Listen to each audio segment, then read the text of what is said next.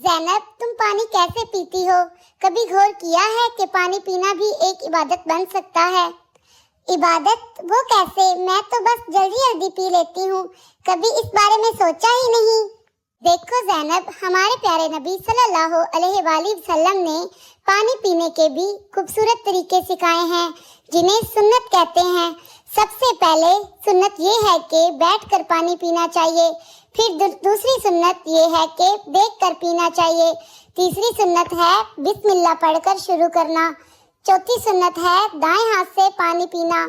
पांचवी सुन्नत ये है कि पानी एक सांस में नहीं बल्कि 3 सांसों में पीना चाहिए। और आखिरी सुन्नत है कि खत्म करने के बाद अल्हम्दुलिल्लाह कहना। सुभान अल्लाह, हम रोज पानी पीते हैं मगर इतनी प्यारी सुन्नतों से गाफिल रहते हैं। बिल्कुल। और एक रवायत के मुताबिक जो शख्स इन सुन्नतों को जिंदा करता है, इसे बहुत बड़ा अजर मिलता है। इंशाअल्लाह आज से मैं भी कोशिश करूंगी कि हर बार इन सुन्नतों के साथ पानी पीऊं।